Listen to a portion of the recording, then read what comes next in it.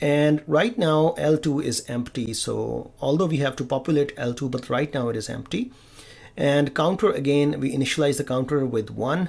And as long as the counter is smaller than 6, we keep on moving inside this this block. That's the body of the loop.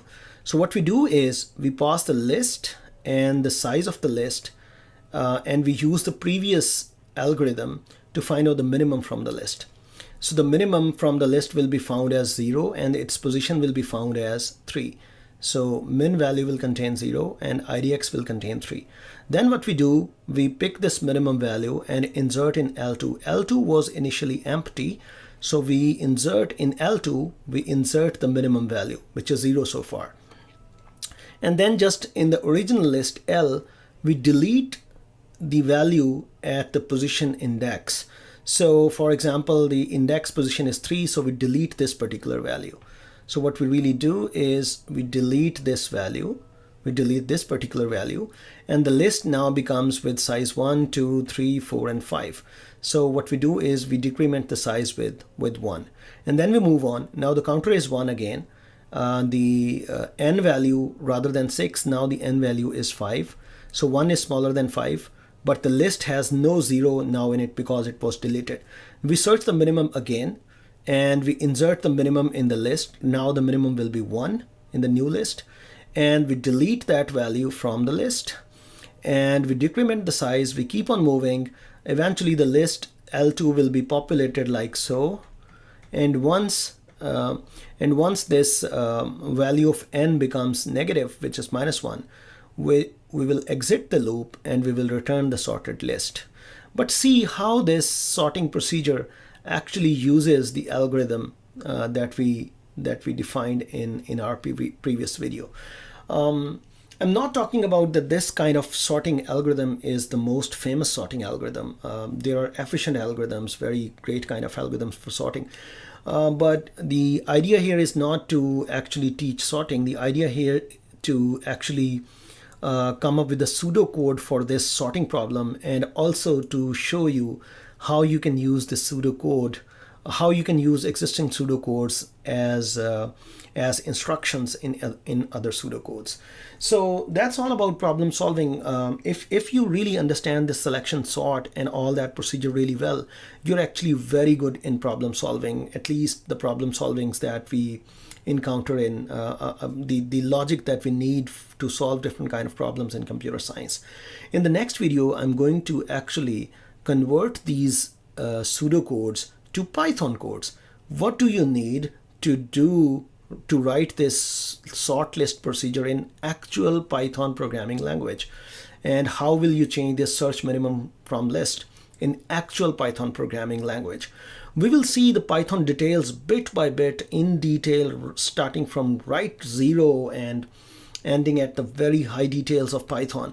So in the next video, I will just be showing you how to convert this code. But when we will start learning Python, we will start from 0 and we will see each and everything of Python in detail. So don't worry, in the next video, if you see things like lengthy codes in a very beginning, these are just because we have arrived at a pseudocode. It is I'm just want to show you how the pseudocodes, which are very expressible, how they can be easily converted to Python programming, just to show you the power of and simplicity of Python programming language. So in the next video, I'll be converting these pseudocodes to Python code, actual programming code. So hope to see you in the next video. Okay, in the previous video, we just get a flavor of problem solving by using this selection sort or the sorting procedure.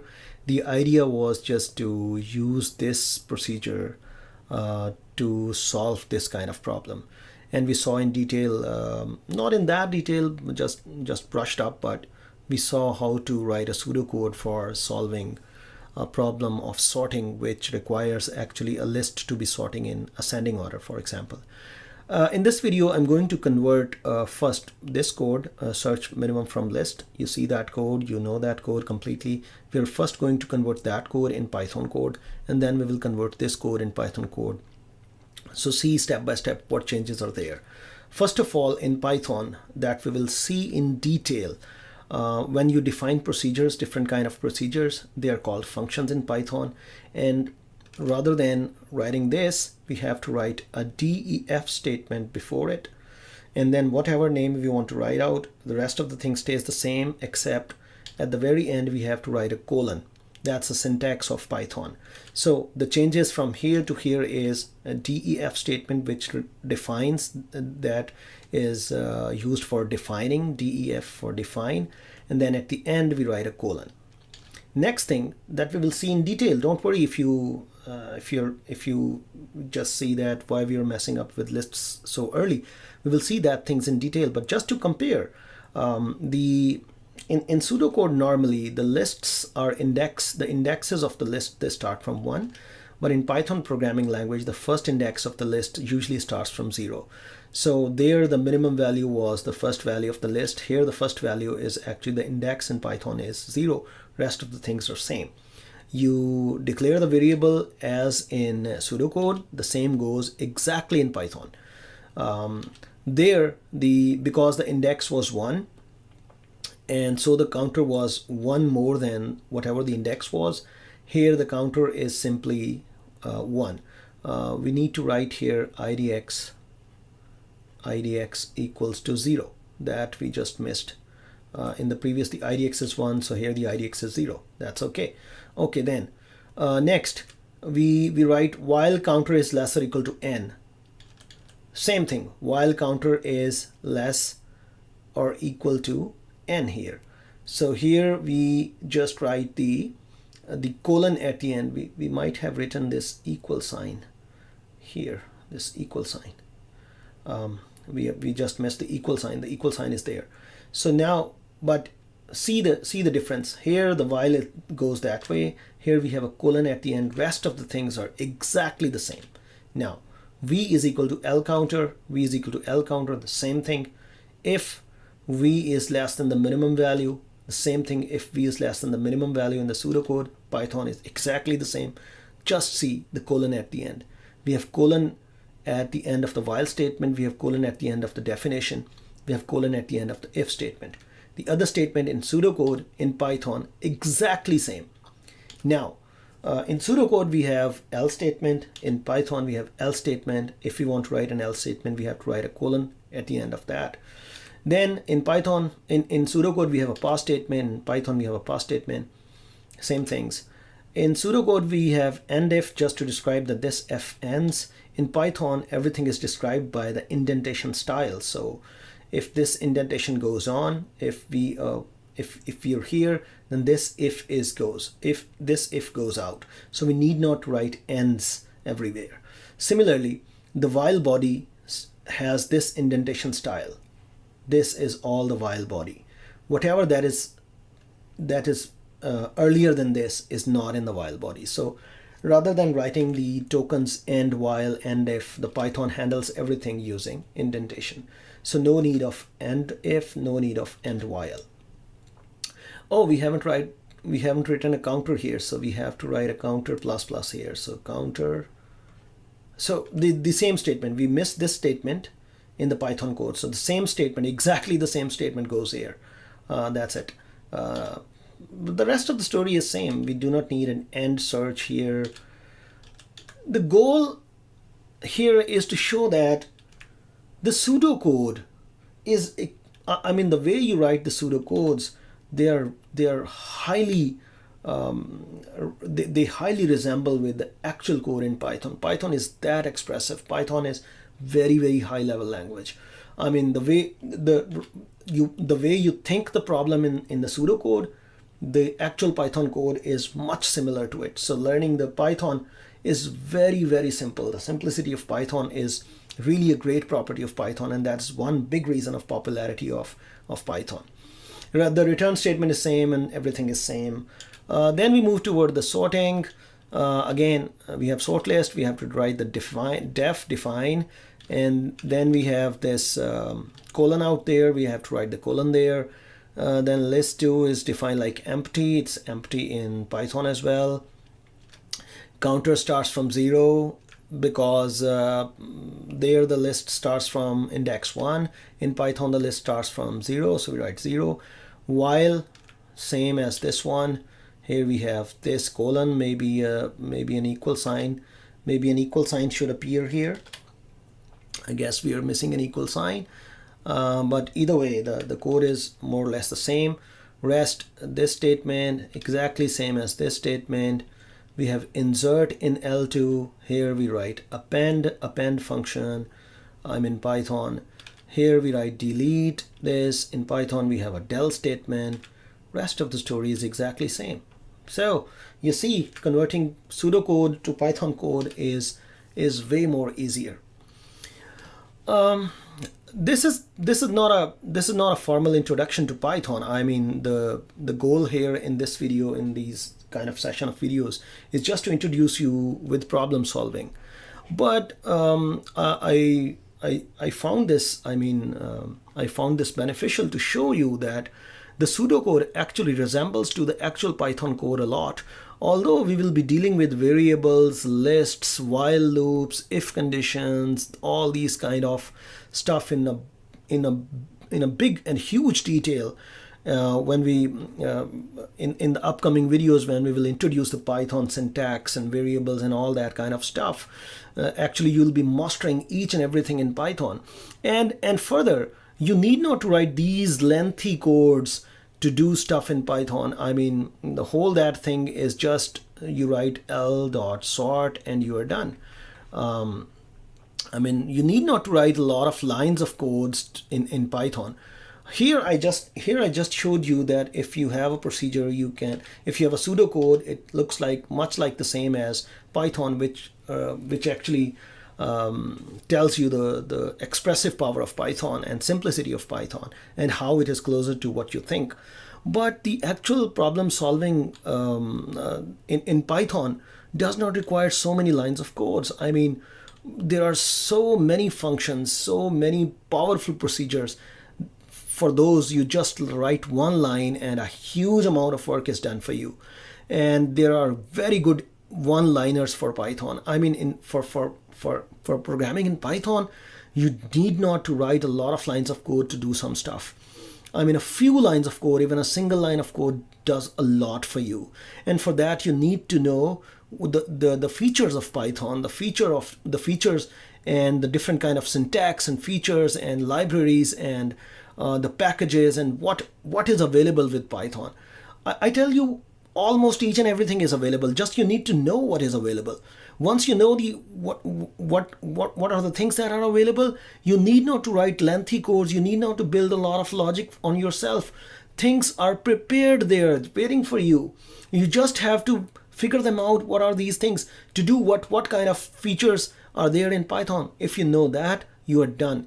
So you need not to be writing these kind of codes and lengthy kind of codes. Although knowing that is at a huge advantage, but doing a bigger and bigger stuff, Python will give you a lot of features, a lot of functionality that you need not to go into, and you need not to write a lot of code for it. And that's the second power of Python. One is simplicity. Second, it gives you a lot of features, a lot of functionality, a lot of built-in stuff ready for you. You want to do something, it will be probably there in Python. You need to know where it is.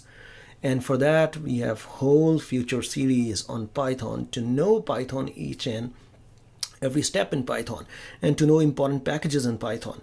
Because knowing important packages and knowing how to code in Python will save a lot of time for you. So spending some time on learning Python will be saving a lot of your time to solve the actual pure problem, whatever problems you're going to solve.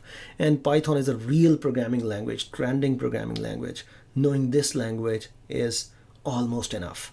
So hope to see you in the next videos, where we will start Python from exactly zero, and we will see each and everything of Python in detail. Hope to see you in the next video. If you're new to data science, you may stuck in choosing the best language for data science. And in this video, I'm going to talk about Python, which is the greatest language so far for data science. To explain the features of Python, let me first go back to a little bit history of Python from where it started. It basically starts in 1980s. It was introduced first in 1980s, but with constant improvements and a lot of bug fixes, it was officially launched in 1989, 9 years later. It was created by Guido van Rossum, and it is open source, which means it is accessible to everyone. Even though it's open source, it can be used for commercial purpose. The main goal of Python was to keep the code easier to use and understand. Its huge library enables data scientists to work faster with the ready-to-use tools. It is dynamically typed, so the variables that you are defining, they are defined automatically. You need not to set the type. Whatever the contents entering in, the type will be defined automatically. It is more readable and uses lesser code to perform the same task as compared to other programming languages. It is flexible, portable, and can run on any platform easily. It is scalable and can be integrated with other third-party software easily. Python programming is easy to use and has a simple and fast learning curve. New data scientists can easily understand Python with its easy-to-use syntax and better readability. So that's what this point is. Basically, it's really a beginner-friendly. If you're new to programming, well, Python offers you very easy environment to go on. It also provides plenty of data processing tools that help in better handling the data. Python is important for data scientists because it provides a vast variety of applications used in data science. It also provides more flexibility in the field of machine learning and deep learning. It has a lot of packages like TensorFlow, Keras, Theano that is helping data scientists to develop specifically the trending deep learning algorithms very, very quickly. So basically the sport of machine learning and deep learning is huge in Python. That's huge. As is the case with many other programming languages, it's the available libraries that lead to Python's success. Around 72,000 available packages in Python package index, sometimes called PyPy, Python PY, Python package index PyPy. Around 72,000 packages are available, and they are growing constantly. So huge number of packages, mature packages are available.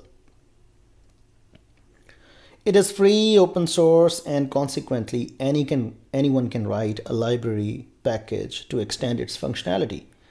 Data science has become an early beneficiary of these, particularly Pandas, the big daddy of all of them. The other great thing about Python is there are millions of users who are happy to offer advice or suggestions when you get stuck in something.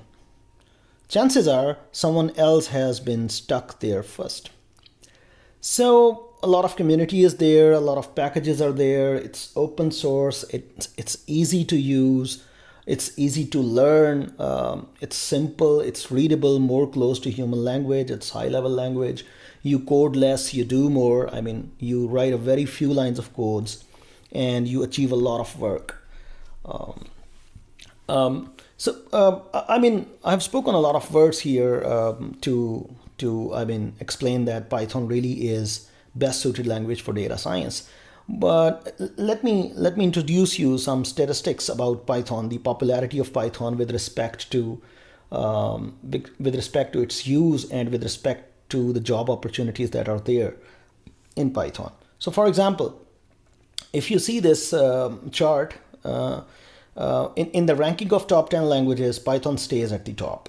So that's the latest statistic collected in 2019, February 2019. And out of the total share of the languages, I mean, around 26% just goes for Python.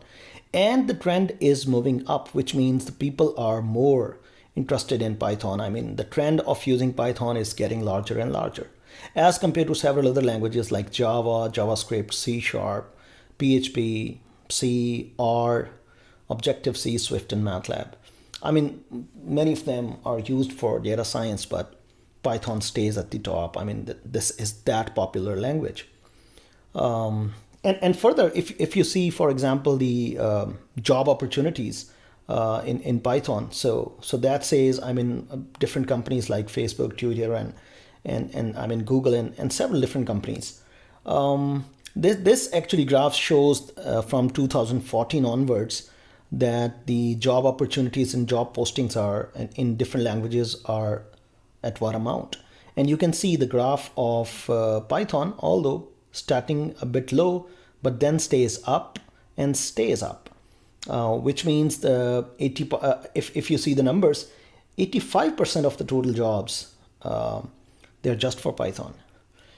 And not only, I mean, Python is not just for data science.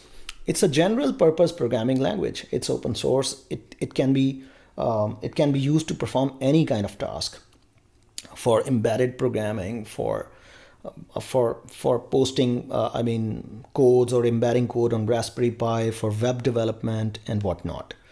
You can do the desktop development on it. You can use the web development on it. You can use the data science. I mean this is general purpose programming language. In other disciplines too, it is performing very well, but for data science, it is almost the default language today. I mean, if you're going to learn data science really, we need Python. I mean, Python really is the choice, the default choice, and we need it. And in this particular course, we are going to introduce Python to you with all aspects. I mean, we will start from the very beginning level, and we will gradually move towards the very advanced programming in Python, including the introduction to the data science packages like Pandas and Matplotlib for visualizations and NumPy for handling numeric data and stuff like so. So in this particular course, we are really going to teach you Python, and we are not assuming you have any programming experience before. So and this is one plus of Python. I mean, whether you're an engineer, you're coming from health sciences, you're coming from biology, you're coming from arts, humanities, or from wherever, Python is something that is very easy to get hands on. So if you're not assuming that you have any programming background, you have any data science background, nothing. So we will start from the zero and we will gradually move to 200. So and including the introduction to the data science packages. So Python is the best. It is the default. If you're going to work in data science, Python is the default, and we are going to introduce you Python from the very beginning to the very professional. So hope to see you in this course. Okay, before actually discussing the best IDE for Python and particularly for data science, let's first discuss what an IDE is. As you start your coding journey, many of you prefer coding in a text editor, maybe like Notepad++, where you write the code and then open a terminal window to execute your code. When there is an error detected in your code, you switch back to the text editor, correct your errors, typos, and run the code again in the terminal. Everything is fine. Typically for large-scale problems, however, you not only have to code, but you also need to make sure your code works in all scenarios, which means you also need a testing module. Many times you have multiple coding and testing files, and switching between editor and terminal often becomes both confusing and inefficient. So an environment is needed where you can write, you can run and play with your code all at one place. So the one that provides you with the capability of not just coding, not just writing the code, but also testing your code, running your code, highlighting your syntax, bracket matching, auto completion, debugging your code, code suggestions, and many more features. That is called an IDE, or Integrated Development Environment. Now, there are several IDEs for different languages. For Python, there are several IDEs. For example, Jupyter Notebook is an IDE, PyCharm is an IDE, Spider is an IDE, and Thought Canopy, Vim, Atom, and there are a lot more. There are several of them. Now the question is, for data science in particular, what IDE is the best, or what people suggest to be the best? So before actually showing you the statistics that which one is the best, before actually showing you the actual numbers, the statistical numbers that shows which one is better over the other, let me just go through a few of them, few of IDEs and their features and stuff, and then we will move to statistics and some numbers that will show that which one is better over the other. So let me start with this Jupyter Notebook. For the past couple of years, Jupyter Notebook has been gaining a lot of popularity in terms of coding and debugging. Notebooks have been redefining the concepts of an IDE and are adding more and more features onto it. Jupyter was introduced in 2014 after its predecessor IPython, and from that date, it is really considered to be a bliss in the coding community. Jupyter stands for, some people say Jupyter stands for Julia Python R, but that acronym does not mean just this. Jupyter Notebook today is supporting more than Julia, Python, and R. And by the way, this Julia, Python, R, and R, all these are open source languages for, and they are best suited for data science. This Jupyter Notebook, it has Markdown editor. It allows you to write HTML code. It allows you to write LaTeX in it. A lot more. Further, this Jupyter Notebook, it's a web application-based server client structure, which is easy to use and allows you create, analyze, and manipulate documents. And all these documents are in the form of notebooks. Since it's a web interface, it can integrate with many of the existing web libraries, for example, for data visualization. Jupyter has so many functionalities. You can write formula using LaTeX, run a Python code and visualization. For example, a raw audio signal using Matplotlib plotting library, all in the same notebook. Jupyter Notebook is not just an IDE, but it's widely used in an educational tool for presentation and even for writing blogs. You can export your notebook from IPython notebook format to PDF or to HTML or even to .py, which is the Python file.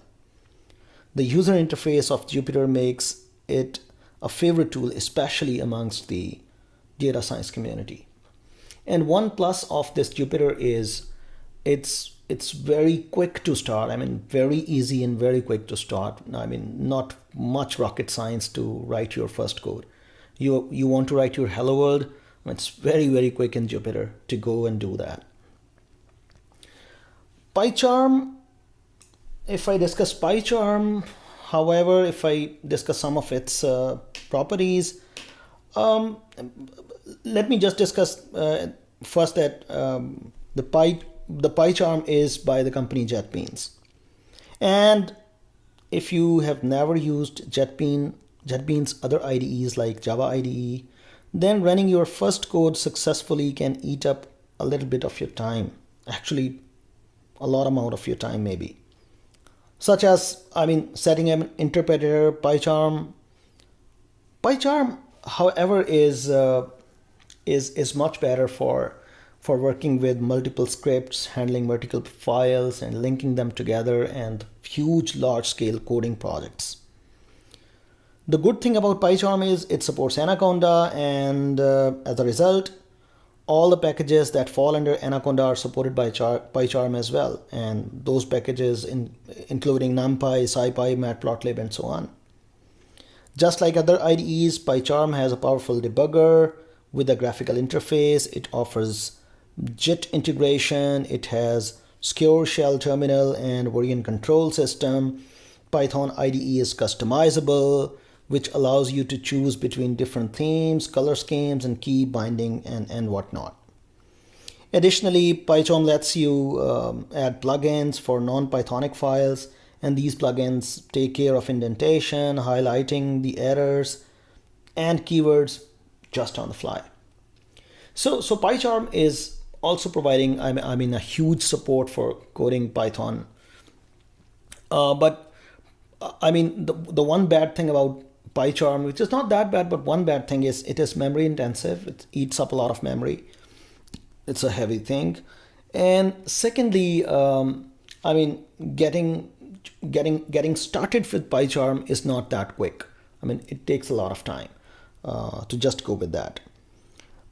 Spider, however, is a lightweight open source IDE. Oh, by the way, this PyCharm is not. It has professional edition and a community edition, and it is not open source completely. Spider, however, is a lightweight open source IDE that comes pre-installed with Anaconda, and it was built mainly for data science practitioners and engineers. Its look and feel is much like MATLAB.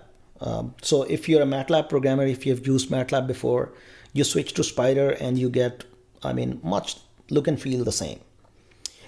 Canopy, by the way, the Nthought Canopy also has roughly the same look and feel as MATLAB.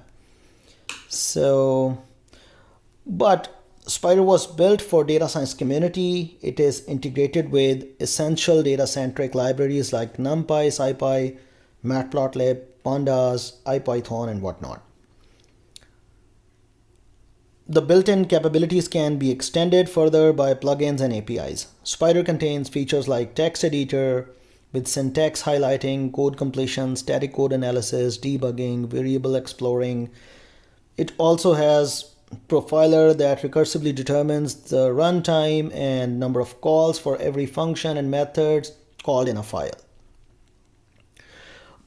And there is Nthought Canopy, there is a Vim, there is Atom, there are a whole lot of IDEs just for Python language.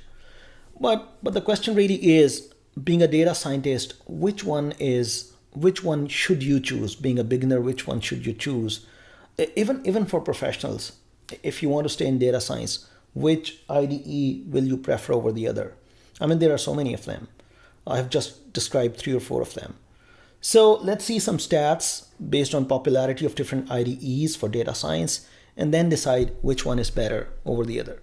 So for example, this analysis, the chart I'm showing here, this analysis was done by KD Nuggets, and this is the link for that. And it shows that the most popular Python editors till December 2018. And you can see that the Jupyter is at the top.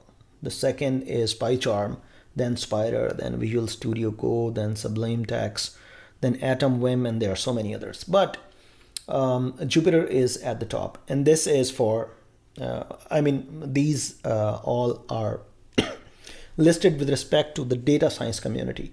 So in the data science community, which Python IDE is best over the other?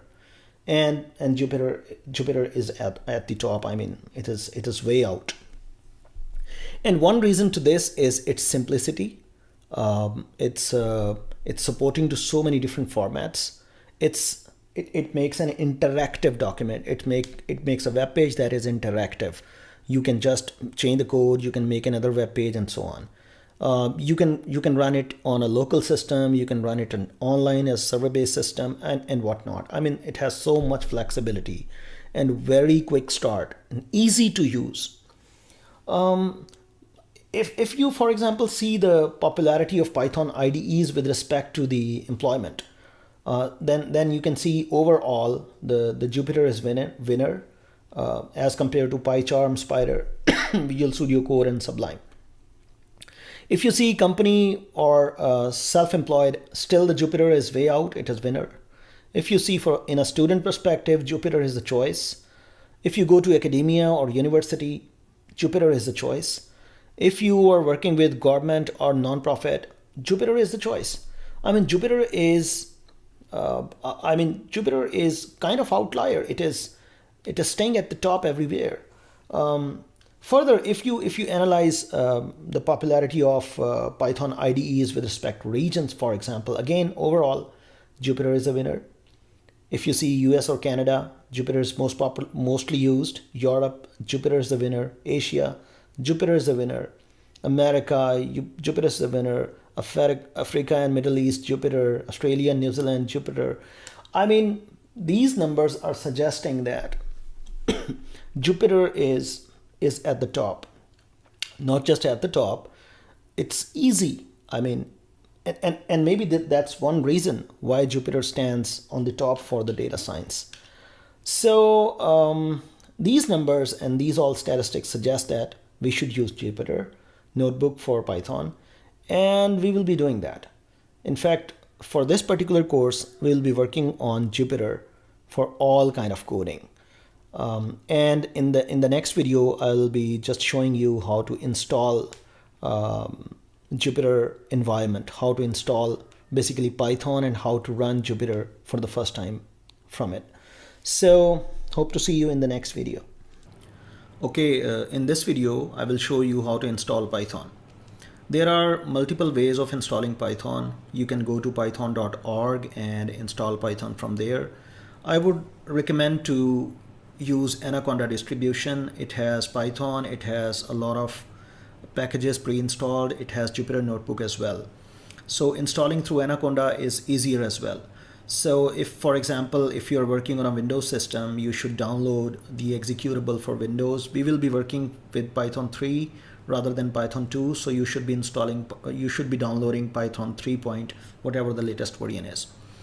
Further, if your system is 64-bit, you should be installing 64-bit version. Otherwise, you will be installing 32-bit version.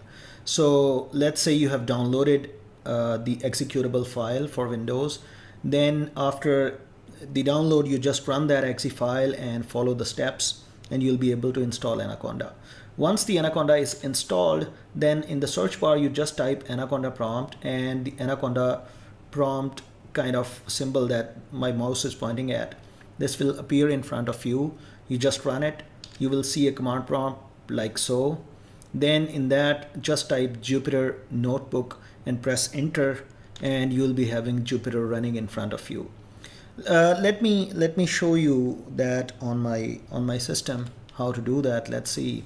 For example, this is my search bar. Let me type Anaconda prompt. So this is the Anaconda prompt. So if I click it, it runs. Then I just type, for example, Jupyter Notebook, and then I just press enter. For the first time, it will take some seconds to run, so let's wait for it.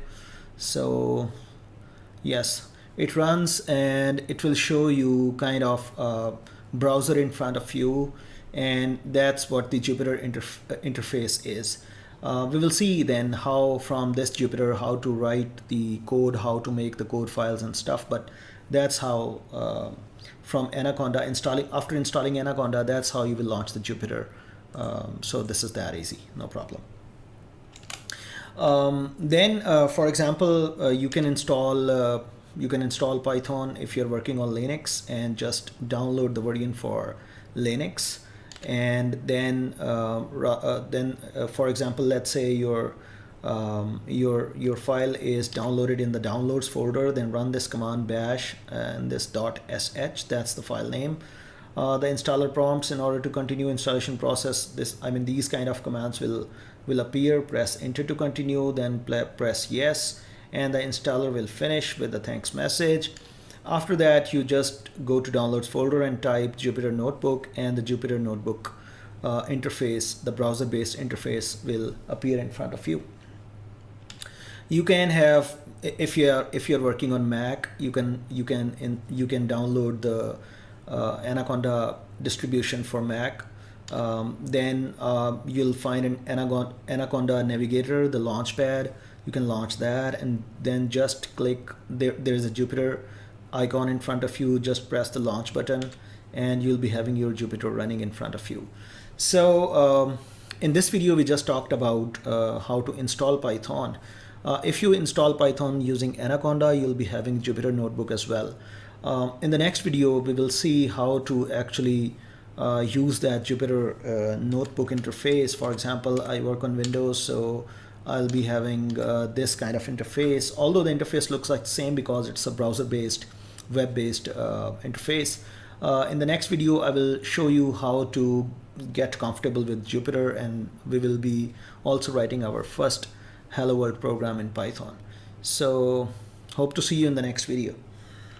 Okay, so in this video, I will show you how to write the first program in Python, basically the Hello World program. Before that, in the previous video, I showed you how to launch Jupyter Notebook. So once you launch Jupyter Notebook, whether you are working on Windows, whether you are working on Linux or Mac, whatever, when you will launch the Jupyter Notebook, you will see this web-based interface. And here you, in the right corner, you can see the button New.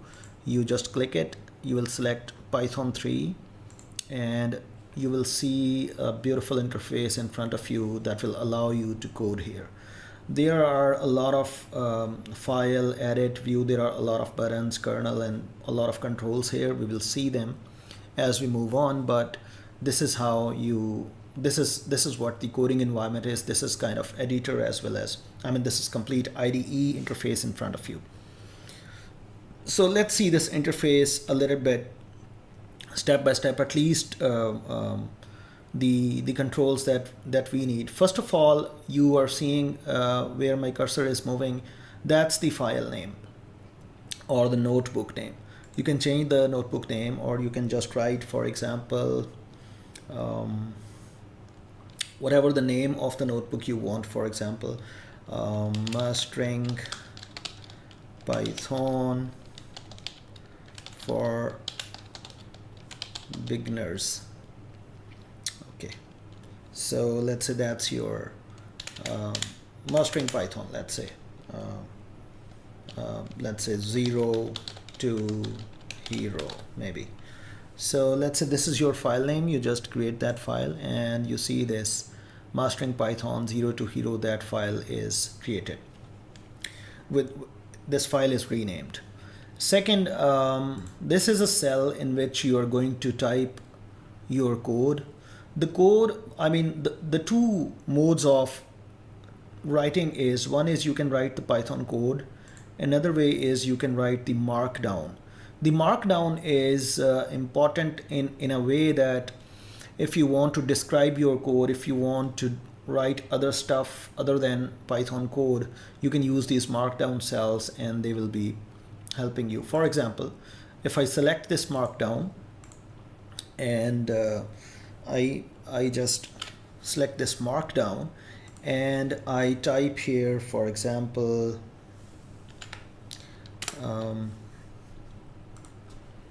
this is Python tutorial, and then I press Shift Enter, it will appear as a heading, and a new cell will be created down. This is also a cell, but this is a markdown cell, as you can see. Now in this cell, that's a code cell.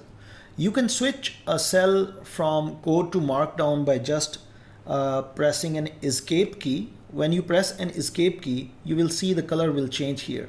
You can press escape key, then if you press M, it will change to markdown, and if you press Y, it will change to a code cell.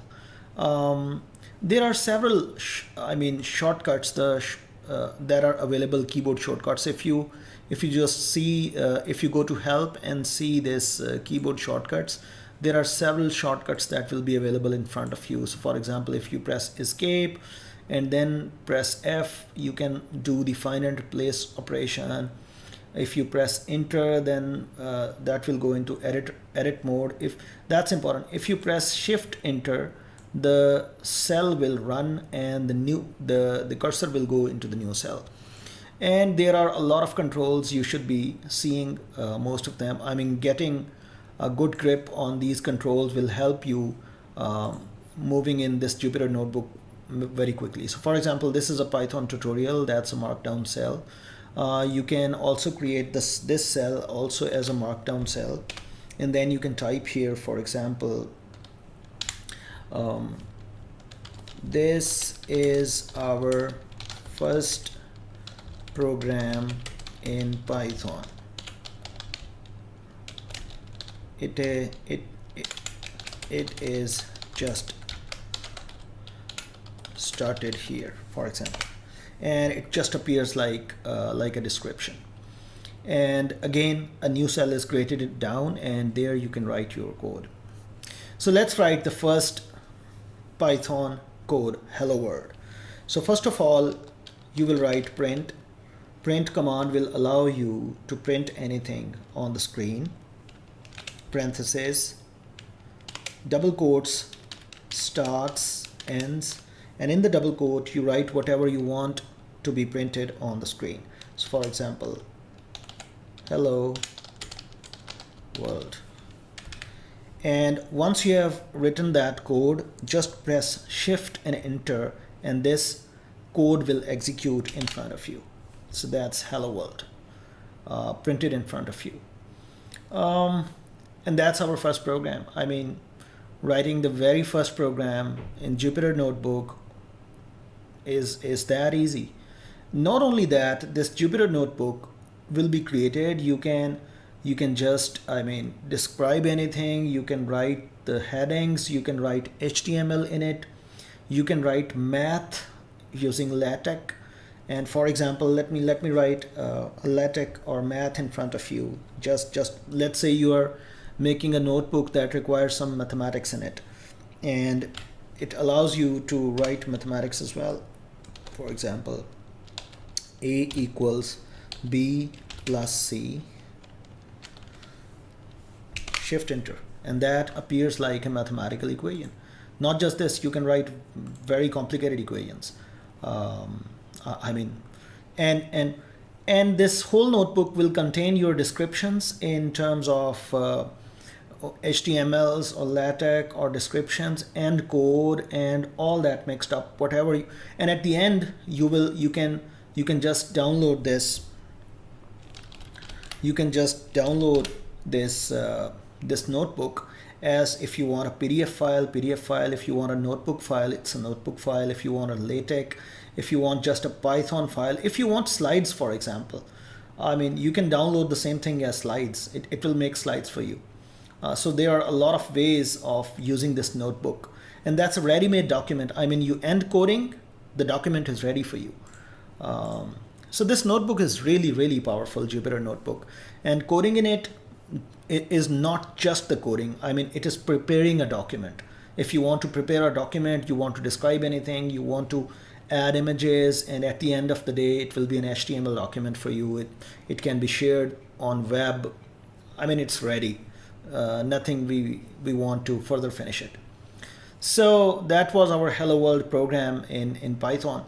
We will continue to build this Mastering Python 0 to Hero notebook. We will continue coding in that. We will describe the headings. We will write the markdown cells and all that stuff. And we will, at the end of this course, you'll be having one notebook with all kind of descriptions and code in it. You can use that notebook afterwards. We will be building one notebook, one complete notebook for Python. So that's about it. That's the Hello World. In the next video, we will see what are the constructs in Python, what are variables and other stuff. But before that, I also wanted to show that this notebook is an enhanced version or the upgraded version of IPython shell. And I also want to show you IPython shell as well. So in the next video, we will just see the IPython shell, and we will see how can we view Python as just as a calculator by using IPython shell. So hope to see you in the next video. Okay, so in this particular video, I'm going to show you the IPython shell. Just open up the Anaconda prompt as before. Like you want to open a Jupyter notebook, then you just type here Jupyter notebook, and you'll be in the notebook world, Jupyter notebook world. But if you just type an IPython and press enter, then a prompt is open for you in a colored way, and this is perfectly fine to write any kind of Python code in here. Actually, the Jupyter Notebook is a more enhanced and more featured version of IPython. Basically, everything that is there in IPython is there in Jupyter Notebook as well, but it has more features, more documentation and stuff. So for example, if I just write a Python code here, hello world, let's say, it will work in IPython shell as well. But remember, previously in Jupyter Notebook, we type shift enter to run a particular command. Here we just press enter and everything will work. If you want to clear the screen here, whatever we typed here, if you want to clear that, just press Control L. If you are on Windows, Control L will work on Windows. Now IPython is just like you can use the Python in this particular shell just like a calculator. For example, you want 2 plus 3, press enter, that's 5. Let's say it's 9 multiplied by 7, the answer is 63. You can write a complicated statement as well. For example, 45 minus 8 is static, or multiplication is achieved by multiplication is achieved by a static symbol 7, and then you can have this minus 10 divided by 2, and just press enter, and that's the answer, 16.0. If for example, by the way, I have just pressed the up arrow key and the last command just appears. I have pressed up arrow key again and the second last command appears. I press the up arrow key again and the third last command appears, and now I'm pressing the down arrow keys. So for example this, and you may have whatever the result is, you may have that multiplied by 10 and minus or maybe plus plus 15. So the result is minus 145 and so on. So this IPython shell, you can write very complicated or almost, the complete Python coding can be written in IPython shell, and you can use this shell just for a calculator. Now let's see, for example, you compute this result, let's say 45 minus 9, and let's say you compute this result, whatever the result is, and you save that result in a symbol. Let me call that symbol as a variable. Here the variable is a. Let's say you save that in a, and then you have another variable, let's say b, and 3 is static 45, or maybe 3 is static 2.6, that is saved in b. Now you have done this particular calculation. You know that 45 minus 9 is in a, the result is in a, and then you have this particular result that is in b, and now you just want to add the two results together, and you want to print the what normal calculators does not have this support of saving the results and reusing them, but here in Python, even if you just want to use the Python just as a calculator, you can declare as many variables as you can, and you can save the previous results, you can retrieve the previous results, and you can use the previous results, save new results, and so on. These kind of symbols that are used to save the results and then they can be just used afterwards, these are called variables, and our next video will be on variables. What are these variables? What are their types? What kind of variables the Python supports? One way or the other, if you want to go beyond calculators, you need certain results to be saved and retrieved afterwards. And the variables are the constructs, the variables are the features that actually do that. So the calculator is fine. You can use this IPython shell just as a calculator, but if you want to do interesting programming, complicated programs, I mean, you want to achieve a task that involves much more calculations, one way or the other, you have to save certain results in somewhere, and then you have to combine the results together, because the longer problems normally are broken up into smaller piece of problems, and each smaller problem has a result that should be saved somewhere, and afterwards the several results, they should be combined to achieve the result that we are after. So these variables are required if you are going to do some interesting or complicated calculations or computations. So you, by the way, before having these Jupyter notebooks, which are just the enhanced version of this IPython shell, the IPython shell, just people used to write a lot of Python programming just in IPython shell, and even today several people are writing their code, complete code in IPython shell. But the Jupyter notebook, it is more enhanced version, more documented, more I mean, it has better interfaces and several features that are better than just using IPython shell.